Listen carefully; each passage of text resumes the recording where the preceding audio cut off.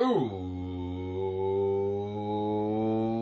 what's up, nerds and geeks? My name is OMG, WTF, LOL, FTW, BRB. Welcome back to more Total Extreme Wrestling 2016. We are playing as the WWF in the year 2001, booking our way to the road to WrestleMania, and I guess also booking our way to our pit stop on the road to WrestleMania, No Way Out.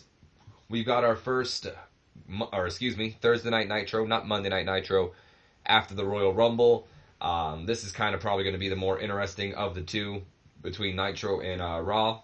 It's always kind of funny when I do say that because it always seems like the Nitro or the WCW stuff is more interesting than what's going on over in the WWF or the Monday Night Raw section. But it's really only like that because we are, booking the invasion angle, and most of the invasion stories is happening over on Nitro, so it's just kind of how it is right now. Either way, though, before we get started into the show, there is one thing I do want to talk to you guys about, and I hope I'm not, annoying you guys, because I've mentioned this a couple of times already on the channel. This will probably be the final time mentioning it, just because I know the Total Extreme Wrestling videos get a lot of views, and there might be some of you guys who might not even have heard of this because you didn't click on one of the videos. Either way, over on the Twitch streaming channel we've got going on, I've been doing a OMG Fire Pro League over on the Twitch channel, where you guys can pick your team. You get to pick 3 superstars. One of them's going to be, the singles competitor competing for the world title. The other 2, whichever of the 3 superstars makes sense as a team to me, or if you want to pick 2 superstars of a team, it's your choice, it's your team, I don't give a damn. Either way, we've got an OMG league going on, or Fire Pro League going on, and I'm going to be streaming it this Wednesday, my next day off. So if you guys want to join, you can go ahead and comment below a couple of characters, 3 characters to be exact, for your team. Of course, there are some that are already taken. I'd recommend going over to the Twitch channel and finding the link to where you can go over and look at the document we have for that. Or I might just put it in this video if I can remember. Either way, just wanted to mention that to you guys. If that's something that interests you, then hopefully I'll see you guys on Wednesday. Make sure to comment your teams below. I'd say now, because I definitely could try to get them on the next show if you do it before Wednesday. But Tuesday's when I'm making the match card for sure. So comment once you get this video up or see this video up. Either way, enough rambling. Let's jump in on this show. We've got one pre-show match. Opening pre-show match is going to get an impressive 71 B-, in a pre-show bout that had subpar wrestling and little heat to it. Billy Kidman, the former WCW Cruiserweight Champion, going over Jamie Noble in 5 minutes, 49 seconds with a Rydeen bomb? A what? I don't think I've ever heard of that. What the hell's a Rydeen bomb? I didn't know Kidman did anything else besides a shooting star press. Either way, that's impressive for, a lower mid-card / enhancement talent match. Billy Kidman with a 63, Jamie Noble with a 52, and what's even more impressive is Jamie Noble's the enhancement talent. Here he is pulling off, B- ratings and getting 52 in-ring performances. And 52 is nothing to write home about, but it's definitely, a step in the right direction for Jamie Noble. I'd definitely say he's someone to watch once we get past the invasion angle and start booking, beyond that, because he might be one of those superstars I start pushing in the future. Along with quite a lot of other people. That's been one of the downsides with this invasion angle. There's some guys who really I should have started pushing, and you guys have called me out on it, but I don't want to push them because the invasion angle is like the big story. I'm trying to get the story across before I start, just actually running the company. Anyway, I took my drink before we got into the start of the show, so let's move on to the opening segment, which gets a 100 A-star rating here. We had a Royal Rumble video recap. And, shows off all that happens, how we had a new world champion, Kurt Angle retained the WCW title, Sting won the Royal Rumble, so on and so forth. Ric Flair is already in the ring alongside Chris Benoit after the recap video is over. You can clearly tell that they're pissed off. Ric Flair's got a mic and he just starts screaming into it. He's probably already red, and he's just like, McMahon! McMahon, get your ass out here, 'cause you and I need to have a talk. And then finally, here comes the money. Shane McMahon's music comes off or goes off, and out comes the owner of WCW, who he makes his way down to the ring. He's got a very confused / pissed off look on his face, because, he is the owner of WCW, and who are you to be calling me down to the ring like that? In fact, he says exactly that. I just repeat that. So thank you, Shane McMahon. He goes, who do you think you are calling me out here like that? And Ric Flair, of course, who we all know has an ego, responds by going, Who do I think I am? I don't think. I know, damn it. I'm the Nature Boy, Ric Flair. And how dare you play me for a fool, McMahon? And then Shane's still confused. He's like, what are you even talking about? And then Flair, which I hate my Ric Flair accent. It sounds like an old man just trying to keep his breath, which I guess in a way is Ric Flair. So let me try something else here real quick. Don't you portray me as some crazy old man. It still doesn't sound good at all. You know what I'm talking about. You take away my spot in the Rumble, all because your best friend Booker T has it out for me? And then you have the audacity to hand my spot in the Royal Rumble to Sting of all people? That wannabe Ric Flair? Is this a joke, McMahon? I thought we were a team. And then Shane, he's kind of taken aback, and he just says, you know what, we are a team. But let's not forget who owns WCW. And at the end of the day, I make the final call on everything WCW related. And while I normally take your input on things, especially when it comes to who I bring in from WCW's past and who we don't, this time I decided to leave you out of the mix given your history with Sting. I, for one, think Sting is the biggest signing WCW has made since invading the WWF. And now with Sting on our side, there's no way we'll lose. You think you'd be excited about that, Rick. And then Rick he's just kind of blown away. And he's like, do you live in a fairy tale? All Sting does is lose. I'll show you, McMahon. This was a bad call. And then Shane, he just doesn't care by this point. He's annoyed with Rick. How dare you, question my call about my company? And he's just like, you know what? Well, I disagree, and I hope you're wrong. But Rick, if you got a problem with Sting, then why don't you take it up with Sting? And Flair's like, yeah? Well, maybe I will. And then Shane's just like, you're all right, good, problem solved. And then he goes to leave the ring, but that's when Chris Benoit, puts his hand on his shoulder, and I don't want to say he turns him around, but he does the whole gimmick where, you grab someone's shoulder and they turn around on their own because they're like, hey, what's up? You get their attention pretty much. Anyway, it was weird writing it, and he turned him around. That's why I put that in there, because it was just a weird way of saying, and he put his hand on his shoulder and turned him around. It makes it seem like he forced him around. Anyway, Benoit then takes the mic, and he says, Shane, if I may, before you go, look, I know after the Royal Rumble, I've got no right to ask. But even though WCW won the Royal Rumble, and we're going to go on to headline WrestleMania and take the WWF title away from your father and end the WWF once and for all, but none of that fixes the problem that we still have with the world title. And then Shane's just like, you're talking about Kurt Angle still holding our championship because of you, right? Look, I know Kurt beat me, but let's compare our records. You know, they know, and Kurt knows that I still got his number, and all I need is one more shot.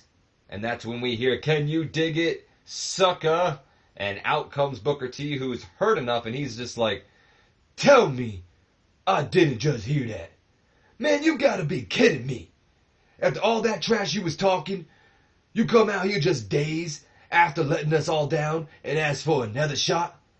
You ain't no WCW savior, Chris. You a hypocrite. And then we got, Booker T was in the ring when he said that, by the way. Or he just got there really fast, whatever. Booker T and Chris Benoit, they get in each other's faces. It's getting a little heated. Flair and, Ric Flair's trying to hold Chris Benoit back. Shane's trying to hold Booker T back. And then finally, probably the last person anyone wanted to hear right now. Yo, it's me. It's DDP. Mr. Self High Five himself comes out. And then he just goes on to say, you two are so predictable.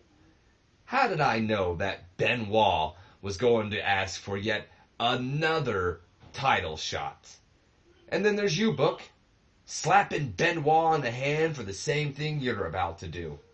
What exactly have either of you done to earn a shot at the WCW World Championship? Last I checked, not only have you both lost to Kurt Angle recently, and when it comes to you, Chris Benoit, quite recently, I'd say as recent as the Royal Rumble, where Kurt made you tap out. But I don't know why you're laughing either, Book, because at least Chris Benoit had a great showing in his match. I'll give you that. How long did you exactly last in the Royal Rumble before you were dumped out? Yeah, that's what I thought. But speaking of the Royal Rumble, I don't mean to brag, but you are looking at the WCW representative who lasted the longest in the Royal Rumble, not to mention making it to the Final Four. So if anyone deserves a shot at Kurt Angle, I'd say it's yours truly. And then finally, Shane, he steps up. He's not going to listen to it anymore. He says, all right, you know what? All three of you actually make good points. Or, you actually make some good points, Paige. Not all three of you, excuse me. But so close to Mania, I've got to really think about who I want to face Kurt at No Way Out. But I'll tell all four of you something. Tonight, I'm going to put you in tag action. It'll be mentor and protege, Chris Benoit and Ric Flair versus Booker T and Diamond Dallas Page. And I'll be watching closely. So impress me tonight, gentlemen, and we'll talk about those World Championship matches. And then money, money, money, money, money, money, money, money, money, whatever. His theme song goes back off, and we lead into the next segment, which will be, the hyping of it. But before we get to that, we did have a couple of backstage incidents, mostly just, in fact, all of Protege backstage incidents. Vince McMahon passing along psychology to Shane McMahon and microphone work to Stephanie McMahon, while The Undertaker passed along psychology to Mark Jindrak. Bobby Heenan was pretty weak, but it got to show up to a strong start. Crowd was hot, and a couple of storylines started. But who are they are? And Chris Benoit developing better performance skills. So as I mentioned before, after this angle, we lead into the color commentary team putting over that indeed, later on tonight, it'll be Benoit and Ric Flair teaming up to take on Diamond Dallas Page and Booker T. Also tonight, we will see Goldberg as he will be in action against Ron Simmons, or the first ever African American world champion, Ron Simmons, or something like that. And then following that, we also hype up that Sting makes his re-debut to Thursday Night Nitro here tonight, before probably leading into the commercial break or leading into this opening segment here. I'd imagine more of a commercial break. Gosh darn it. I didn't know Eddie Guerrero was Chavo's manager. I forgot completely about that. So imagine that Eddie isn't here for this. Eddie is supposed to be kind of like chilling, resting his injuries pretty much after Royal Rumble.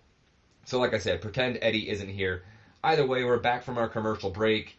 And the WCW Canadian Champion, Lance Storm, is standing in the ring. He's got his Canadian Championship. He's got a Canadian flag in hand.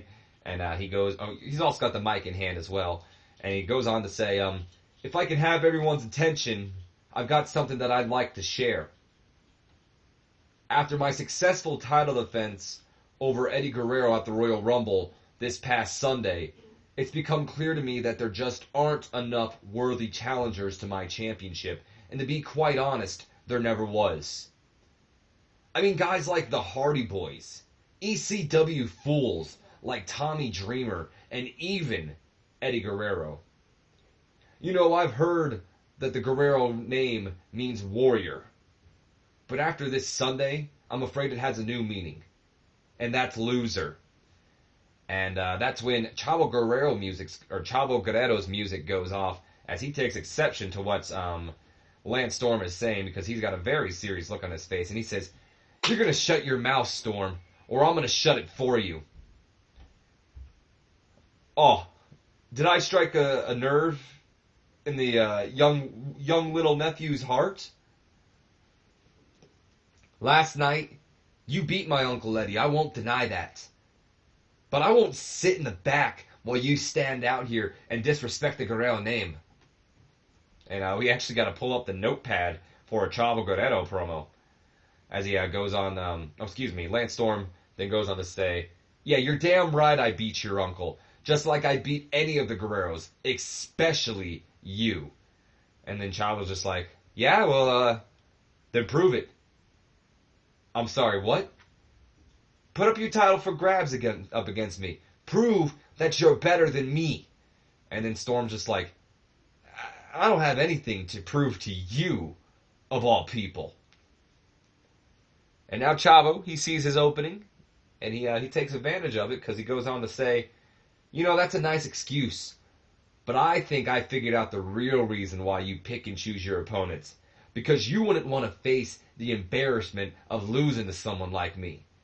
And he's kind of backed Lance Storm into a corner now, so Storm really only has one choice, and that choice is to go on and say, "You think you're good enough to face me? You know what? Fine, you're on. But don't expect me to go easy on you." And I said little Chavo, but in fact, I wanted to put this instead. So we're going to say, "Don't expect me to go easy on you, Junior," because he is Chavo Guerrero Jr. So we have an impromptu Canadian Championship match, as Chavo Guerrero Jr. has somehow weaseled his way into a match, and despite Eddie Guerrero not being there, and I don't mean this to sound morbid, because Eddie in real life has passed away, but so I didn't want to say that, Chavo, just the thought of his Uncle Eddie, made him improve or, helped him in this segment, but it kind of sounded a little morbid, and I didn't want it to.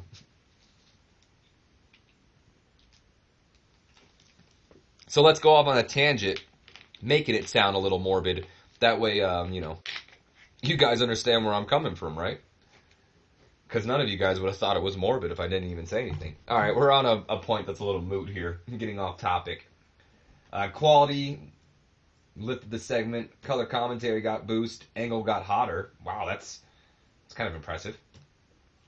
And it improved the Eddie versus Storm feud. 69C+ for this angle. As we move on to the match. Wow! Holy hell. What a match. We move on to the matchup, which gets a solid 81B rating. Holy shit. Good match. Lance Storm is just great, dude. I think he could put on a good match with a paper bag, for Christ's sakes. And about that had decent wrestling, but not much weighing heat. Lance Storm does go on to defeat Chavo Guerrero Jr. in 9 minutes, 41 seconds with the Canadian Maple Leaf submission hold, making his 16th defense of the Canadian Championship. Again, despite not being there, Eddie somehow did some good work ringside. Chavo had an in-ring performance of a 57, Lance Storm with a 77, and again, just advancing the storyline. Great match, guys. Just a great matchup. No worker improvements as we move on to the next segment, which gets a how? What? A solid A rating with a 90? I'm blown away. Wow. That's amazing. Holy shit. I thought maybe a B minus, if I'm lucky, a solid B. But an A? Never did I think. Alright. Anyway, Lance Storm, he keeps the Maple Leaf, not the Sharpshooter, locked in. Let's be honest, they are pretty much the same thing, I believe. Anyway, he keeps it locked in on Chavo Guerrero. Despite the match being over, he's looking to take Chavo out, just like he did his Uncle Eddie, looking to send a message to not only the Guerreros, but to everyone. But that's when the United States champion, Edge, makes his way down to the ring and chases Storm out of the ring before going on to take the mic. And he says, "Hey, Lance, you know, for a guy who says he's got no competition left, you sure get out of harm's way when competition arrives. You know, you and I have had our problems in the past, and just because I went on to capture Old Glory here doesn't mean I forgot how crappy of a representation you are to our home country. So if you want competition, then I say let's put both these bad boys on the line." And that's when he lays the United States Championship across the mat, and he says, "And I'll show you competition." But Storm goes on to respond by saying, "Edge, there's a time and there's a place for everything. While you're too busy getting greedy for gold, you're too stupid to realize what's behind you." And that's when Edge turns around and almost gets decapitated by Chuck Palumbo, who just takes him down with a heavy clothesline and then just begins to beat down on Edge, probably hitting him with the full throttle powerbomb, all the while Lance Storm just looks on. What a freaking rating. Who would have thought a solid A rating for this? Anyway, Bobby Heenan was pretty weak. The performance of Chuck Palumbo was good.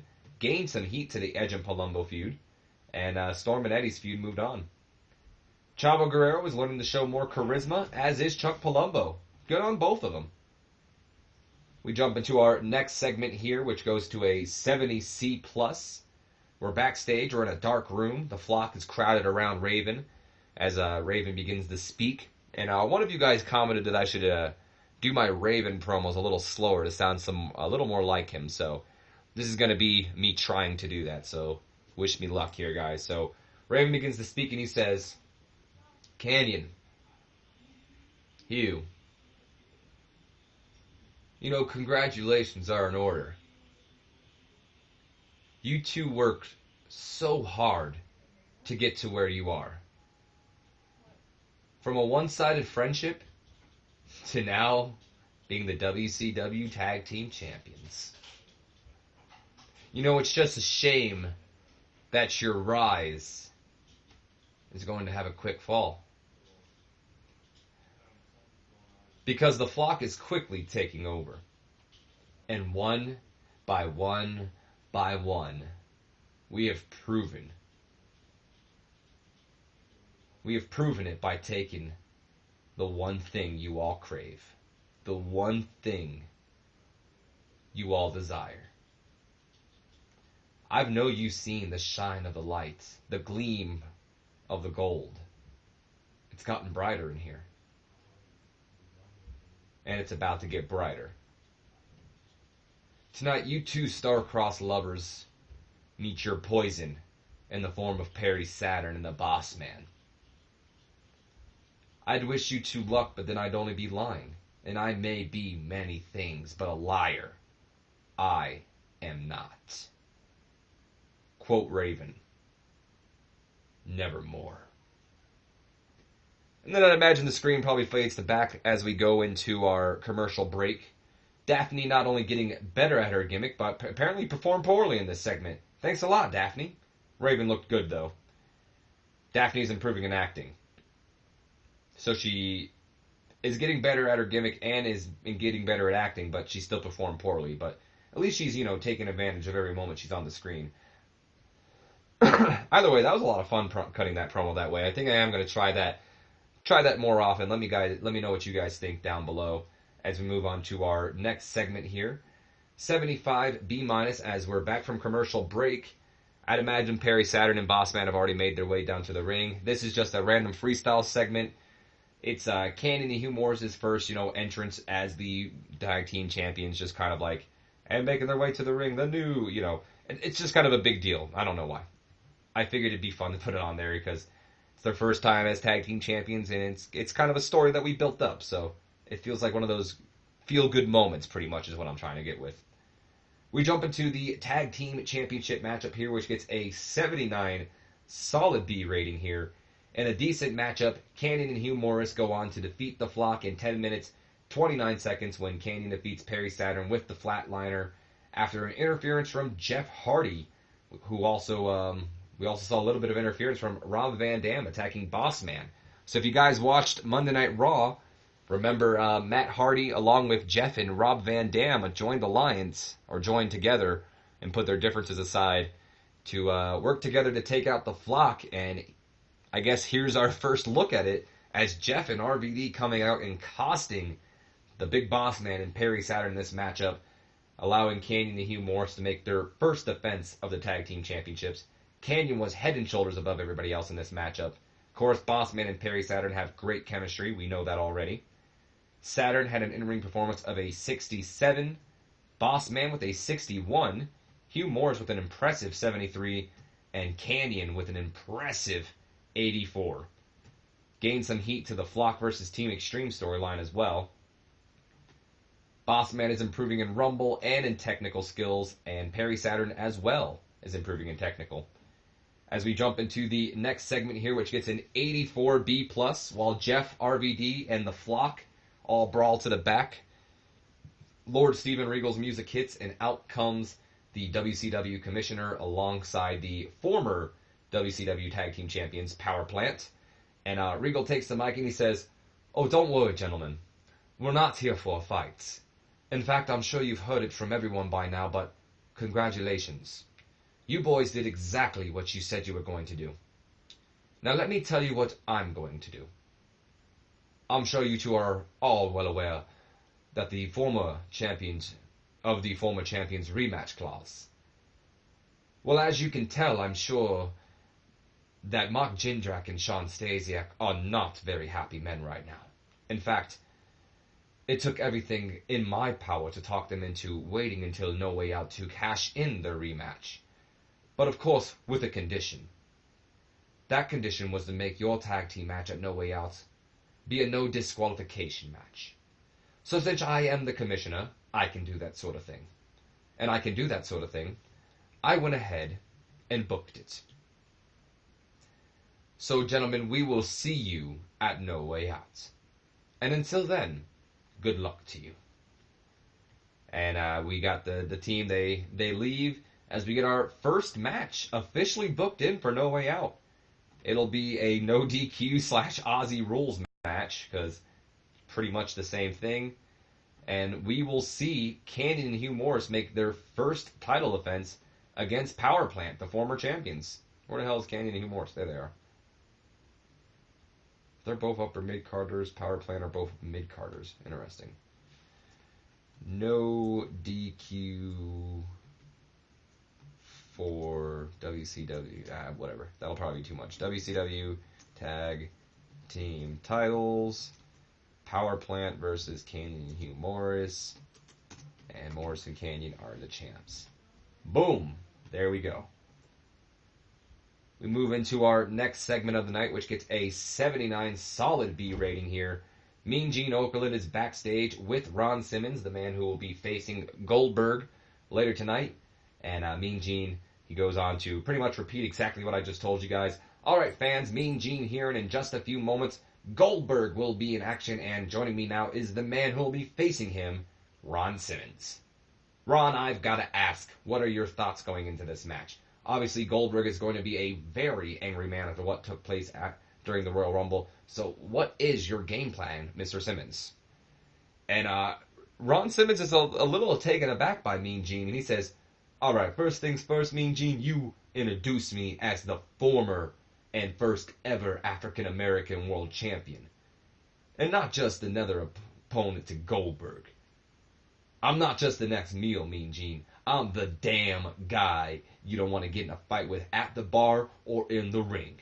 And you think I give a damn about how Goldberg lost in the Rumble? I lost too. And you're damn right I'm mad. You asked me about a game plan?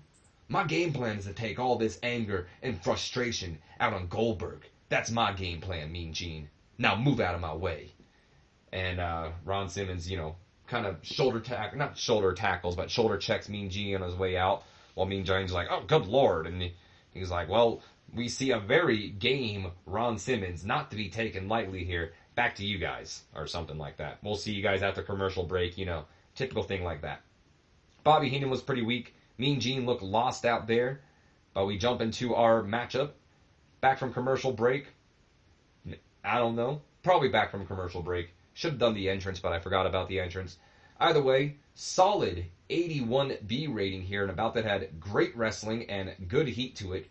Goldberg does indeed go on to defeat Ron Simmons in 9 minutes, 42 seconds after pinning him after hitting the spear. Not a lot of selling on display here, which is unfortunate, but that's fine as well. Ron Simmons had an in-ring performance of a 74, and Goldberg with a 92. The main thing to note here, guys, though, is Goldberg lasted in a 10-minute match, so that kind of makes me feel a little bit better that he's able to pull. I mean, an 81B is not the best, but he had an in-ring performance of a 92, so it goes to show that Ron Simmons was mostly the problem here. So it kind of makes me feel a little better that, you know, Goldberg can go a little longer than what he probably could in real life. So I'm probably going to be pushing him a little more, but I'm going to be testing him out, seeing how much he can go. Goldberg is also improving in performance as well. So we move on to the next segment here, which gets a solid 90A rating here. After the match, Mike Tenay, he gets into the ring with a mic in hand, and he says, Goldberg, real quick, can I ask you something? We've all been wondering, after what happened at the Royal Rumble, we gotta know, what's next for Goldberg? Earlier tonight, Chris Benoit, Booker T, and Diamond Dallas Page all threw their names in for a shot at the WCW World Championship. And I can't help but wonder, where were you? And then Goldberg speaks, nerds and geeks. He takes the mic and he says, well, it's a very good question, Mike, today.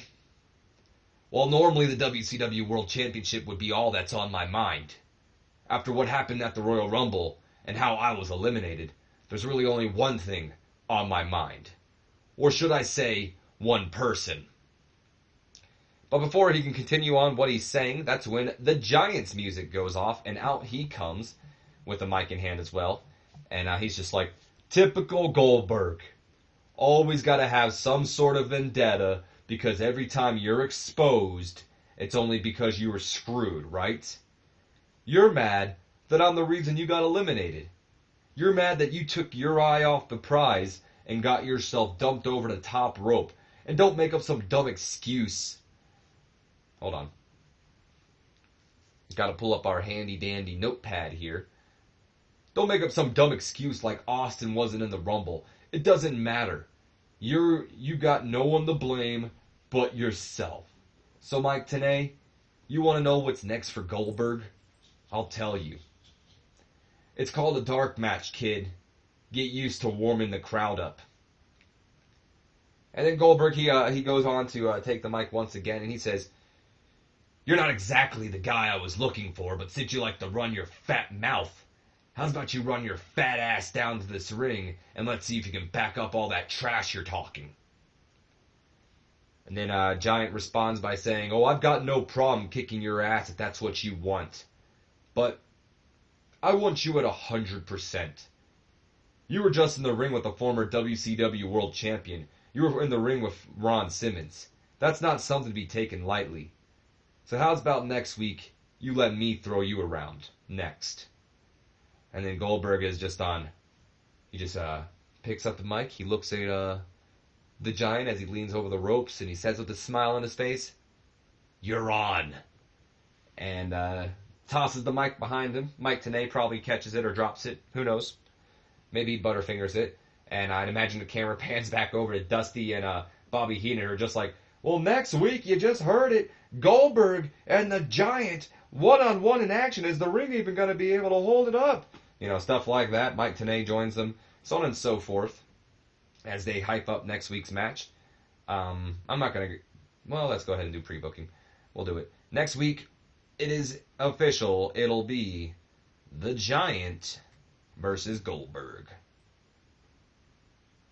Boom. Bobby Heenan was pretty weak. Mike Tenay apparently looked dreadful in this segment. Goldberg was a real star. I wonder if it's only because of Mike Tenay's popularity, and it's not necessarily that I checked it or anything, because it said he had like an 80 on microphone, so I don't know why he would look dreadful. Either way. As we move into an 85B+, we're backstage and we see Booker T. He's getting ready for the main event tonight, when Diamond Dallas Page comes a knocking on the door. Knock, knock, knock. Guess who? And Booker T says, Page, shut the hell up. What do you want? Why are you so serious and angry all the time, Book? You really need to just relax. Have you ever thought about trying yoga? And then Booker T just looks at him and he goes, man, no, I don't give a damn about yoga. And I don't give a damn about trying to be friends with you. But tonight, we gotta be on some common ground. So listen up. Tonight, you and I need to go out there, beat these punks, and impress Shane enough to where next week, it's just me and you for a shot at the title. And then, I can beat your old ass up and get my title back. And then DDP goes on to respond with a smile on his face saying, you know what, finally, something we can agree on. And I mean the beat and impress thing. After that, it's fair game. Just don't get mad when this old ass beats yo ass. And you can dig that. Sucker! And then that's when Diamond Dallas Page leaves and Booker T just kind of says under his breath as he's shaking his head, it ain't even how you say it. And there you go. A little bit of a fun segment as we get ready for our main event here tonight. Booker T was the real star here. DDP apparently performed good. And the question mark storyline advanced as well. So we move on to the main event of the night, which gets, wow.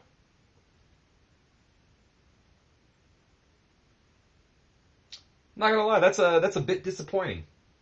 Every other match here tonight was like solid B ratings, and then we get to the match which you would think be like almost a guaranteed solid B rating, and it gets a 75 B minus. Why? Hold on, I gotta look this up. Going all out. Where are my negatives though? DDP's declining physical ability.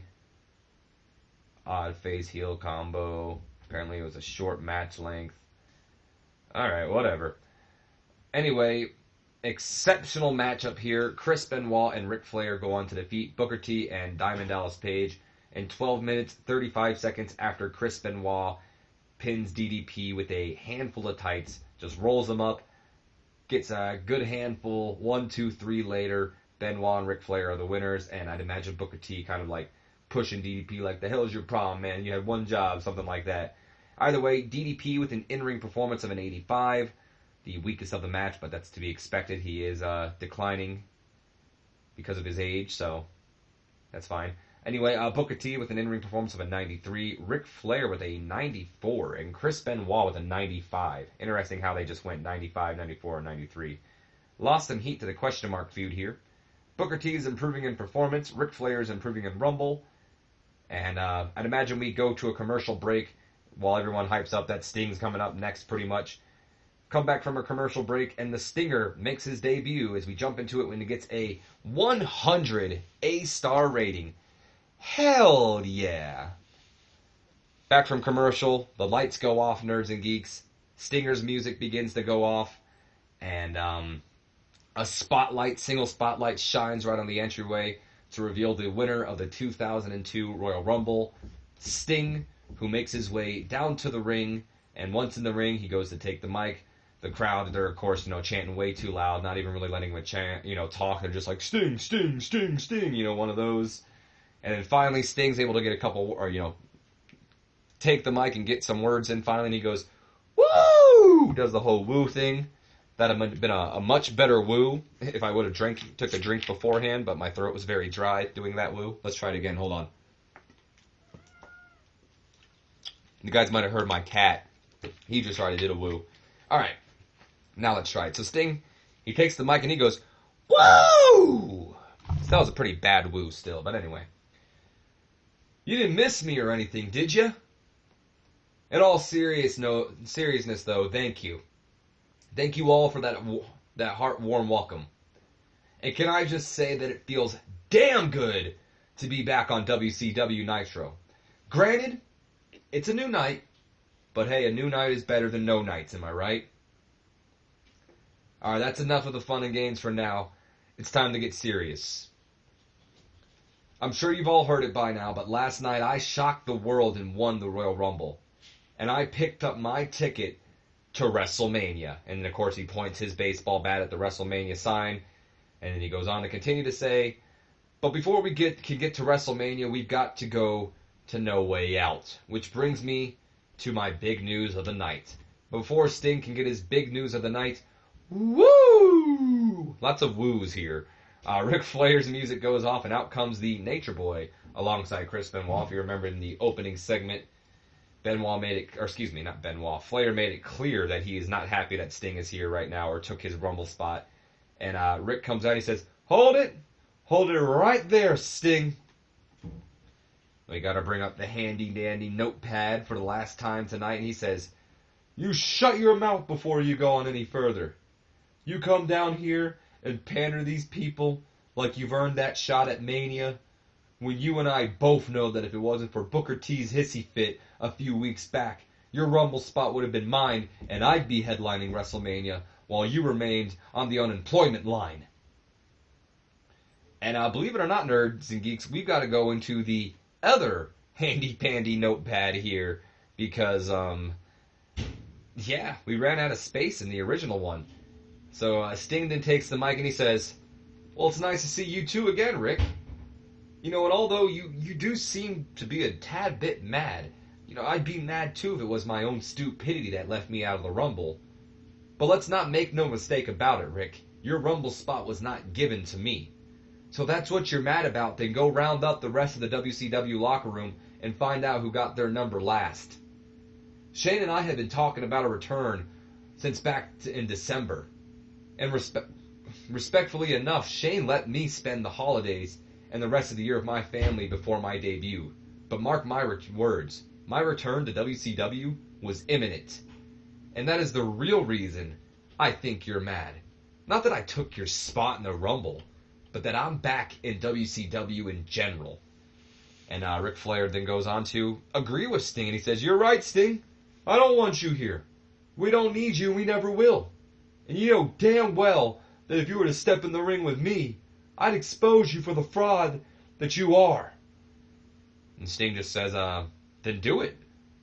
Yeah, come on. I mean, it's only fitting, given our past, for you to be my first opponent back on Nitro. Pretty much technically first opponent on WWF TV. But anyway, especially since we are almost each other's last opponents. And then that's when Sting extends his hand to Rick, and then Rick, he shakes Sting's hand, and he says, all right, you're on. Next week you and me do this dance once again, but this time, I end things once and for all. And then Sting just goes, all right, I look forward to it. And Nitro ends with, of course, Bobby the Brain Heenan, Dusty Rhodes, and Mike Tenay all freaking out over the fact that this legendary rivalry, we'll get to see Sting and Ric Flair, you know, in action next week on, you know, Nitro for the first time since its return. Pretty much the main hype is that it's happening on, WWF TV. And the Nitro ends with them freaking out, all while Sting and Flair just, still have their hands interlocked with each other, shaking each other's hands. Just a stare down to end it, pretty much. Alright, no, we don't want to save things there. We can go ahead and get rid of all this, too. The main reason I did that is because I thought it'd be really cool. I mean, technically, I guess it's not Sting's first match because he was in the Royal Rumble. But his first one-on-one match being against the man who, he's pretty much intertwined with. And given the fact that they ended Nitro with each other, I'm going to move my mic real quick, so sorry if you guys hear a lot of noise. But anyway, given the fact that, the final Nitro ever that aired was Sting versus Flair, I thought it'd be cool to make that like the first match that Sting has on WWF TV. Either way, Sting is getting better at his vigilante gimmick. Bobby Heenan was weak as usual, deserved better announcing, but that's okay. And Benoit, just for standing there, still improved in acting. We end off the show to get a solid 89A, or solid 89A, that's exactly what I said, I just said it weird. Increasing our popularity in 7 regions. And let's go ahead and continue. Look at Shane Ballard, everybody. One half of the Ballard brothers. With Shannon Ballard. Okay. Oh, what's this? Taka Michinoku. Look at you. Taka Michinoku won the vacated Toku junior heavyweight title. Look at him, already making a name for himself outside of the WWF. He's not the main eventer though. That's the great Sasuke. Never. Wait a minute. This is called Michinoku Pro Wrestling. Is he the owner? No. Although it makes me sort of feel like he created it. Good for him, though.